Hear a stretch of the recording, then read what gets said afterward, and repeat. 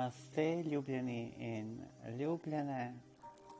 Danes se bom dotaknila teme razlikovanja, torej ljubezni do sebe, torej od narcisoidne ali božanske duhovne ljubezni do samega sebe.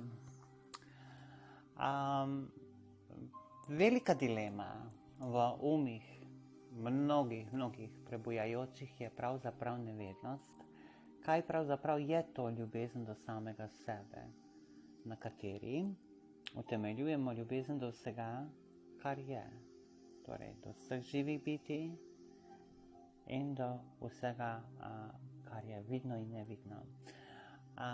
In kaj je to narcisoidna ljubezen do samega sebe? Razlike med njima so precej očitne, čeprav pa lahko zaznamo tanko linijo na izkustveni ravni. In ravno ta tanka linija nas premnogokrat zna zapeljati v disharmonijo. Sama zgodovina nekako ljubezni do samega sebe je označena z mnogimi predsodki, ki so še danes vedno aktivni in se širijo kakor kuga. In mnogi zaradi neznanja glede te teme trpimo v raznih odnosih in razmerih, v katerih tako imenovano ljubimo druge. Ne da bi sploh imeli izkušnjo stanja ljubezni v sebi in seboj, torej, ki je pa povsem naravno stanje človekovega duha in zavedanja, ampak zaradi programiranja je to v nekem spečem stanju. Samo programiranje zavesti in predvsem podzavesti posameznikov se začenja celo od samega spočetja, nadaljuje preko rojstva, nekako intenzivno do pubertete in malo bolj subtilno do same odraslosti. Programiranje posameznikov se niti ne konča samo smrtjo fizičnega telesa, a vendar o tej temi ne bi zdaj, ker je ta tema pregloboka in preširoka in je bolj namenjena resničnim gnostikom, samospoznavajočim, torej, ko se res gre v resnične globine. Tako da, pomembno je pravzaprav ta del v bistvu od spočetja do same smrti. Kakorkoli gledano, to programiranje vsebuje, ima v sebi zelo hude viruse, ki neprestano človeka vračajo v čutenje in doživljanje strahu, sramu, občutkov krivde, dolžnosti in ostalih negativno-pozitivnih stanj mišljenja, čustvovanja in delovanja. Pa čeprav nam zdrav razum to dejavno odklanja, nam govori, da to ni prav, kar mislimo, čutimo, govorimo, delamo. A vendar ta program ni nameščen v zavednem umu, temveč v podzavesti, zato ga zelo težko v bistvu odpravljamo z umom. Kajti um je samo en delček zavesti, večji del zavesti je pravzaprav v podzavestnem umu. Torej prihod v ta svet skozi početje je že izprogramiran. Nekako od spočetja naprej pa imata glavno vlogo pri tem starša, nekako do 8. leta starosti, potem se začenja pa širša socializacija, predvsem nekako skozi malo pred puberteto, torej nekako od 8. leta naprej, skozi samoobraževalni sistem, ki doda in utrdi že nastavljene programe, ki so v podzavesti. Torej tisto, kar smo sami s spočetjem in rojstvom prinesli v ta svet, se ojača skozi izobraževalni sistem, prav tako, kar smo pridobili pravzaprav od staršev. In seveda zaradi tega je težko na en zdrav, duhoven način ljubiti samega sebe. In zaradi tega je na nek način ta ljubezen do samega sebe označena kot nekaj grdega, slabega, nekaj, kar je narcisoidnega in egoističnega. Ampak, ko se mi prebujamo, ko začnemo delovati iz sebe, iz duha, iz svoje resnične zavesti, jaz sem, ki sem, potem začnemo to razlikovati. Ne moremo, da ne vidimo, če smo le pošteni do samih sebe. Seveda, ko pridemo v to fazo, ko se to začenja, pravzaprav doživimo nekakšen šok, ko prepoznamo najprej, da nikogar nismo resnično ljubili. Da smo le čustvovali z drugimi, z nekaterimi bolj intenzivno, in zaradi tega bolj intenzivnega čustvovanja smo veliko več dajali tako imenovane ljubezni in ostalih čustev in občutkov, dejanj, besed, so ustvarjali dogodke, se žrtvovali mnogo več kot za tiste, ki recimo nismo bili z njimi v intenzivnem čustvovanju ali lažnem ljubljenju. In najprej v bistvu to prepoznamo. Tu dobimo ta šok, ko vidimo, da v bistvu nismo ljubili, da smo samo čustvovali. Drug potem šok pride, da pravzaprav spoznamo, da nismo ljubili sebe. Zato tudi njih nismo mogli ljubiti. Torej, da smo imeli tudi do sebe samih le čustven odnos. Čustva so pa zelo nestabilna stvar, znajo biti zelo eksplozivna, hitro zagorijo, hitro pregorijo, izgorijo. Torej, ne povzroča neke stalnosti, neke harmoničnosti in konstantnosti. Kakor voda, ki spreminja neprestano svoja agregatna stanja. In torej spoznamo, da smo s seboj, s svojim življenjem, s svojimi konstrukti le čustvovali. Lahko smo negativno čustvovali in se označevali z negativnim mnenjem ali s pozitivnim. Ampak to ni bila ljubezen, to je bilo čustvovanje. Ne glede na to, ali je bilo pozitivno ali negativno. Oboje je kratkega diha in ni zakoreninjeno v zdravih temeljih. Zaradi tega smo tudi nestanovitni. Dokler ne pridemo do naslednje etape, ko začne nam se ego dvigati, ko začnemo sebe ljubiti skozi nov proces ego ljubezni. Torej, kako to? Kako začnemo torej se bati, da nam bo nekdo, torej mi smo že malo prebujeni in se začenjamo kao ljubiti, spoštovati in ceniti, se nekatere stvari, ki smo si jih prej dovoljevali, več ne dovolimo. In začenjamo umikati določene situacije, določene ljudi strani svojega življenja. In takrat, to je v bistvu eno prehodno obdobje, pri vsakemu pa lahko traja zelo različno, torej individualno. Eni lahko stanejo vse življenje v tem procesu, eni pa lahko to zelo hitro v bistvu predelajo in gredo naprej. Torej, če jaz resnično ljubim sebe, ne iz čustvenega, temveč iz zavestnega nivoja, z čutenjem same sebe in te ljubezni, torej samo sebe ohranjam v stanju, v zavesti ljubezni. Torej sem polno zavestno poistovetena z ljubeznijo, torej jaz sem ta ljubezen.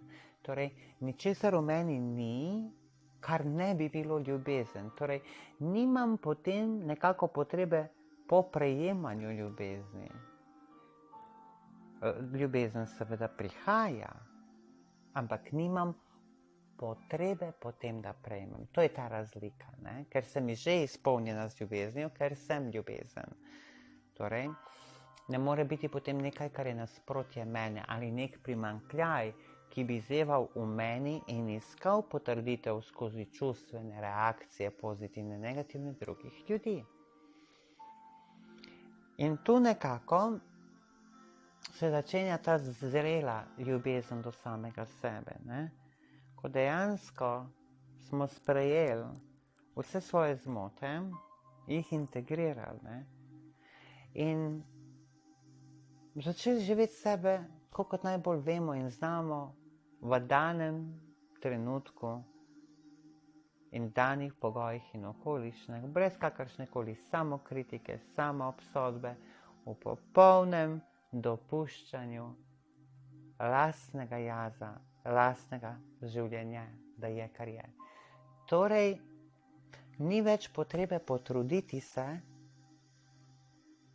da je treba nekaj storiti, popraviti, nadgraditi, razširiti. Edino, kar je iz ljubezni do sebe, delamo, oziroma ne moremo reči, da delamo, dovoljujemo sebe in izražanje samega sebe. Dovolimo, da tisto vse, kar je bilo potlačeno, zaprto, zaklenjeno, zakodirano, dovolimo, da pride ven v vsem svojem sijaju, ker smo ljubezen. Ker smo ljubezen. In potem ni pričakovanja, niti po nagradi, niti po kritiki, niti po čemorkoli. Samo smo, torej samo jaz sem. In iz tega dejstva, da sem tukaj in sedaj, zaradi tega, da sem in izražam ta jaz sem, potem nimam nobene muke s tem, ali bom tako imenovano uspešna ali neuspešna, sem gor, levo, desno, kajti ne percipitiram več tega dualnega, relativističnega sveta, ne? Temveč se dobro, globoko zavedam, da sem ljubezen, da sem tukaj, da izražam samo sebe. Iz ljubezni do sebe, iz katere izhaja ljubezen do vsakogar in vsega. Torej, in to je neka svoboda, ne neka, to je resnična svoboda. Potem lahko vse udarce tega sveta doživimo, preživimo, drugače gledamo na sebe, na druge ljudi, na samo življenje, na sam ta dualizem, ki se neprestano odvija in ki je že pravzaprav ironičen. Narcisoidna ljubezen je pa ljubezen ranjenosti. To sploh ni ljubezen, to jaz, ko govorim narcisoidna ljubezen, treba vedeti, da je to v nekaj narekovajih postavljeno, ne? Tako da, torej, človek, ki je v tako imenovani narcisoidni ljubezni, misli, da ljubi samega sebe. Misli, da je samemu sebi všeč. Misli, da je on, ne vem, takšen, drugačen. Vse je temeljeno na mišljenju povzdigovanja nad drugimi, samo da bi ohranil iluzije več vrednosti, zaradi tega, ker v njemu, tem osebku, posamezniku, še močno živijo globoke rane, žive rane, delujoče rane, ki neprestano ranjujejo same sebe iz preteklosti, ki so zelo učvrščene v vsakem trenutku tukaj in sedaj, ne? In taki ljudje imajo zelo močno potrebo, da napačno, torej nezdravo ljubijo sebe. Ta ljubezen do sebe se izraža preko neljubezni do drugih ljudi. Radi so dominantni nad drugimi ljudmi, ukazujejo jim, zapovedujejo ljudem. Zelo je prisotna prisotno patološko laganje, nesmiselnih situacij, nesmiselnih stvari, izmišljanje. To je zelo zanimivo. Kako so močni ti programi lažne samozaščite, samoobrambe. Samo da se ne zruši ta lažna narcisoidna samopodoba. Nihče me več ne bo prizadel. Jaz sem, ne vem, najlepša, jaz sem najpametnejša in vsakič, ko torej občutim takšen človek, da je ogrožen od drugih, da je ta samopodoba lažne ljubezni do samega sebe ogrožena, da je nekdo pred njim boljši, kvalitetnejši, predvsem se pa to kaže, ko takšni ljudje stopijo v ljubezenska razmerja. Oni samo jemljajo, oni ne znajo dajati. Njihove rane so tako globoke in tako široke, da jih nobeno ljubezensko razmerje, pa tudi če bi bili takšni ljudje s svetnico, z najbolj odprto osebo tega sveta, jim ta ljubezen ne bi bila zadosti. Kajti v njih je nezasitna luknja, ki jo nihče ne more zapolniti.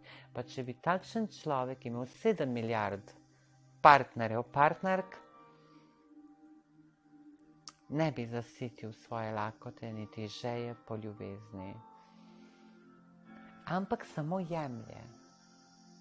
Ko se takemu človeku partner, prijatelj zoperstavi, ko zahteva na nek način neko harmonijo, enakovrednost v prejemanju in dajanju, takšni ljudje nekaj časa še poskušajo zelo intenzivno lagati, manipulirati, ko pa vidijo, da je partner ali partnerka zelo stabilna v svojih zahtevah, potem se začnejo umikati z napadi, z velikimi močnimi scenami, dramami. Ne? In to je ta lažna ljubezen do sebe. In pri takšnih ljudeh žal se tudi to vidi navzven. Vidi se in po stilu oblačenja, in po gibanju, in po njihovem načinu komuniciranja. Zelo vešči so v komunikaciji, v prepričevanju in imajo več jazov, katere lahko uporabljajo. Ne? Torej, točno vedo, pri kateri osebi, da dobijo to čustveno energijo za ohranjanje njihove samopodobe, lažne ljubezni do sebe. Točno vedo, kje bodo igrali na struno občutka krivde, torej, kje bodo glumili ubogi jaz, kje bodo v bistvu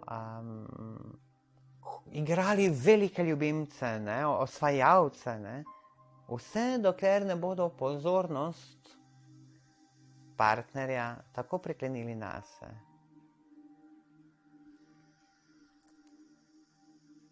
In potem, ko priklenejo pozornost partnerja nase, oni se več ne borijo za partnerja, temveč samo jemljajo od partnera. In za vse svoje napake vedno direktno obtožujejo svojega partnerja. In tu vidimo, da tu ni ljubezni do sebe. Čeprav takšni ljudje bodo vse situacije izkoristili, ljudi, samo da bi se povzpeli višje na individualni in družbeni lestvici. Ampak to ni resnična ljubezen do sebe. To je ogromno sovraštvo do samega sebe. Ker od te ljubezni, narekovaj, niti ta oseba nima ničesar. Kot neprestano hranjenje in soljenje notranjih ran. Prav tako in prizadevanje drugih ljudi. Torej, ogromna je razlika v ljubezni do samega sebe, ki izhaja iz božanskega, duhovnega principa. In s to ljubeznijo lahko potem ljubite vsakogar in vse, nenavezano, svobodno, s polnim občutkom spoštovanja sebe in vsakogar. S to narcisoidno ljubeznijo do samega sebe. S tem programom lažne samozaščite pa se nič ne dosega. Ker takšnim ljudem, ki imajo ta močen program narcisoidne ljubezni do sebe, ko jim poveste resnico, na najbolj fin in lep način, na najbolj sočuten, prijateljski način, boste takšne rafale dobili nazaj. Takšno vrsto poniževanja, da je to neverjetno. In potem vidite, da ta oseba nima ljubezni do sebe, nobene samozavesti. Pravzaprav, da živi v eni veliki iluziji. Ne? In zato je treba res razlikovati, kaj je ljubezen do sebe. In kako da iz ljubezni do sebe temelji ljubezen do vsakogar in vsega, ki dovoljuje vsakogar, vsako drugačnost, vsako individualnost. Dočim narcisoidna ljubezen, ta egovska ljubezen do sebe. Samo jaz in jaz in jaz, ne? Vsi ostali so samo ključi ali načini do uspeha, emocionalnega, finančnega, materialnega, kakršnega koli. In to je to. Takšen človek, ki egoistično, narcisoidno ljubi sebe, ne more biti srečen in ne more nikogar osrečiti. Človek, ki pa ljubi samega sebe, lahko ljubi vsakogar in vsak bo to občutil. Vsak. Človek, ki na ego način ljubi sebe, je neprestano prizadet in neprestano prizadane druge. Človek, ki na duhoven način ljubi sebe, ga lahko poskušajo prizadeti, a vendar nikoli v resnici ni prizadet, kajti ne išče zunaj sebe ljubezni, temveč ljubezen širi in deli. In to je ta razlika. Ljubljeni moji, želim vam vse najboljše. Bodite mojstri svoje zavesti. Bodite to, kar ste, in ljubite se na popoln način. Namaste.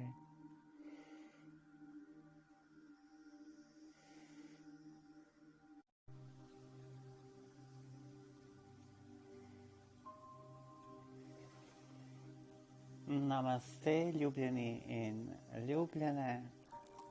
Danes se bom dotaknila teme razlikovanja, torej ljubezni do sebe, torej od narcisoidne ali božanske duhovne ljubezni do samega sebe. Velika dilema v umih mnogih prebujajočih je pravzaprav nevednost, kaj pravzaprav je to ljubezen do samega sebe, na kateri utemeljujemo ljubezen do vsega, kar je, torej do vseh živih bitij in do vsega, kar je vidno in nevidno. In kaj je to narcisoidna ljubezen do samega sebe? Razlike med njima so precej očitne, čeprav pa lahko zaznamo tanko linijo na izkustveni ravni. In ravno ta tanka linija nas premnogokrat zna zapeljati v disharmonijo. Sama zgodovina nekako ljubezni do samega sebe je označena z mnogimi predsodki, ki so še danes vedno aktivni in se širijo kakor kuga. In mnogi zaradi neznanja glede te teme trpimo v raznih odnosih in razmerih, v katerih tako imenovano ljubimo druge. Ne da bi sploh imeli izkušnjo stanja ljubezni v sebi in seboj, torej, ki je pa povsem naravno stanje človekovega duha in zavedanja, ampak zaradi programiranja je to v nekem spečem stanju. Samo programiranje zavesti in predvsem podzavesti posameznikov se začenja celo od samega spočetja, nadaljuje preko rojstva, nekako intenzivno do pubertete in malo bolj subtilno do same odraslosti. Programiranje posameznikov se niti ne konča samo smrtjo fizičnega telesa, a vendar o tej temi ne bi zdaj, ker je ta tema pregloboka in preširoka in je bolj namenjena resničnim gnostikom, samospoznavajočim, torej, ko se res gre v resnične globine.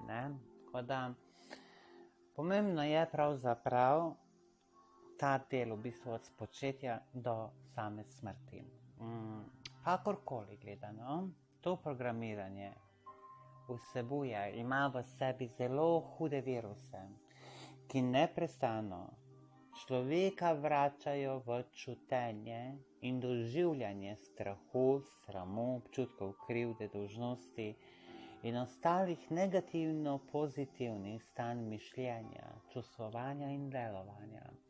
Pa čeprav nam zdrav razum to dejavno odklanja, nam govori, da to ni prav, kar mislimo, čutimo, govorimo, delamo, a vendar ta program ni nameščen v zavednem umu, temveč v podzavesti, zato ga zelo težko v bistvu odpravljamo z umom. Kajti um je samo en delček zavesti, večji del zavesti je pravzaprav v podzavestnem umu. Torej prihod v ta svet skozi početje je že izprogramiran.